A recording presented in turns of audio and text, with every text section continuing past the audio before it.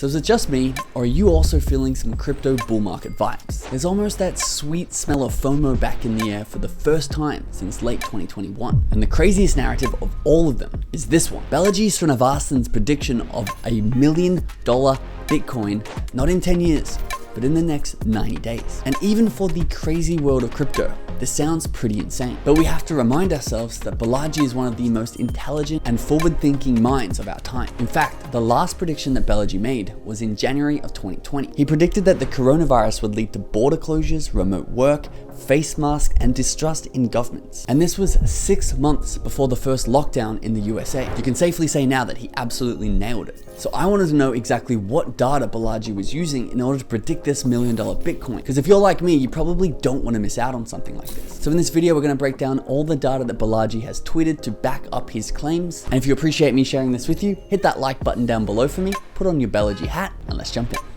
So all of this started with the SVB banking crisis, the second biggest banking collapse in US history, which Balaji is claiming was a huge betrayal that the Fed laid onto all the banks. And Balaji's even going as far as calling Uncle Sam the new Sam Bankman-Fried. This is what he tweeted. Uncle Sam is the new Sam Bankman-Fried. What just happened? Tech ended up bailing out the government because tech deposits were used to buy back billions in government bonds under false pretenses. Those false pretenses being that the Fed said that they would not increase interest rates. Balaji said, it's actually very similar to FTX, in that the entity which people trusted with their money was A, close to the US government, and B, told them that it had the money, right up until it didn't. Balaji said it was a 3-step process. Firstly, the state set up fake accounting rules. Those rules allowed banks to tell customers that they had money when they did not actually have money. Secondly, the Fed suddenly sent interest rates to the sky after years of keeping them near zero, denying inflation was a problem, and telling the world inflation was just transitory. And thirdly, the banks that bought bonds under the Fed's misleading guidance got rugged. Skyrocketing interest rates meant the government bonds they bought just a few months ago were suddenly far less valuable. That's why people don't have money in their SVB account. All their capital was used to buy back bonds from the government, and the government allows banks to legally lie about their accounting. And Balaji thinks this goes way beyond just one SVB bank. And in fact, this is the very tip of a cataclysmic hyperinflationary volcano that we're all currently balanced on. He wrote,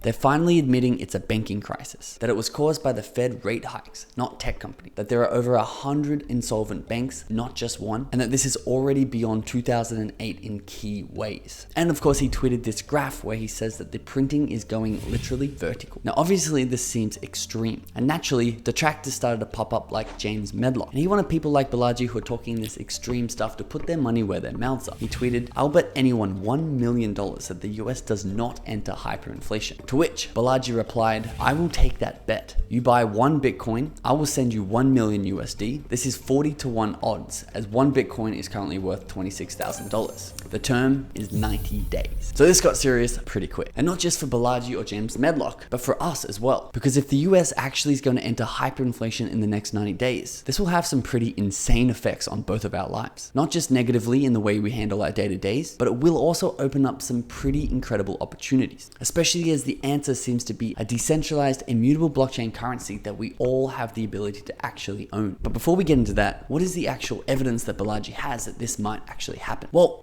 going through his Twitter and his interviews, he has a lot of data, but these are the top 3 that I found that are pretty alarming. The first, Balaji tweeted this graph showing the unrealized gains on investment securities that the FDIC published that reveals unprecedented losses over the past 4 quarters. Number 2, Balaji retweeted Arthur Hayes, who wrote, in case you don't comprehend how serious the US banking problems are, along with this graph that shows the Fed's balance sheet increasing over $300 billion in just 1 week, reversing half of the QT that it accomplished over the last year. And thirdly, Balaji points out that on March 12th, the Bank Term Funding Program was just $25 billion. And in 4 days, by March 16th, it had already become $2 trillion. And in reality, Balaji notes that it's actually unlimited. And the Fed has actually been quoted saying this. And I think if you know anything about economics, any system with an infinitely inflationary market cap is going to lead to a lot of long-term dilution. And Balaji's solution to this? Obviously, Bitcoin. But before we break down the Bitcoin solution side of things, we must be asking about the elephant in the room. Why 90 days? That just seems insanely fast. Well, Paul Graham tweeted, "When you're dealing with exponential growth, the time to act is when it feels too early, because hyperinflation historically has acted at breathtaking speed." Balaji tweeted this table of countries who have experienced hyperinflation in the past, noting that all of these examples were before the communication abilities of the internet. In 1946, Hungary's currency halved in value in just 15 hours. In 2008, Zimbabwe's currency halved in just 24 hours, and Germany, Greece, and China all had their currencies value half in under a week during a hyperinflationary period. So Balaji is warning us to get out now before they block the exits, because unlike any other time in history, we actually have a working solution.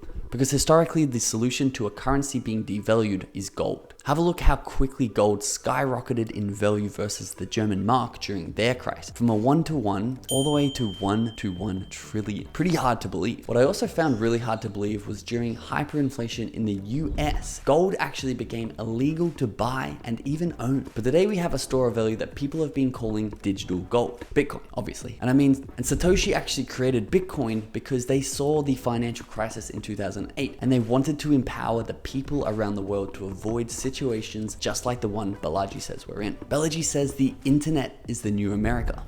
Pure capitalism, uncensored communication, and true ownership of digital property. Before I get into what might be the most important point of all, if you want to make sure that you're on the right side of this insane revolution, I highly recommend that you sign up for our completely free Web3 newsletter, because we'll be giving you digestible updates, awesome opportunities, and important alerts in the Web3 world, so you don't have to spend hours researching this stuff, but can just go to your inbox once a day and see what's going on. We actually haven't launched it yet, so make sure you sign up in the description below so you'll be there when we launch our very first daily email. And to the most important note of all, because if you haven't realized this yet, Balaji is not doing this to make money, but he's doing it as sort of a public service announcement. Because if you have $1 million and you want to benefit off the hyperinflation of the US dollar, he's better off putting $1 million into Bitcoin. And if it did reach $1 million per coin, he would be holding $30 million of Bitcoin. But instead, he's taking a 1-to-1 bet, meaning he'll make $1 million if Bitcoin reached $1 million because he's betting with James. So I'm taking this as way more of a publicity stunt. He calls it the bit signal because he wants to make sure that you are notified about the financial war that you're about to go through. And of course, give you a chance to choose what side you're on before it's too late. And if you're actually serious about this Web3 revolution and want to be on the right side, we also have a Patreon. I'll link it in the description below. We have an incredible community, awesome software, and cheat sheets and opportunities so you don't have to spend weeks researching, but you let us do it on your behalf. Thanks so much for watching, and I'll see you in the next video.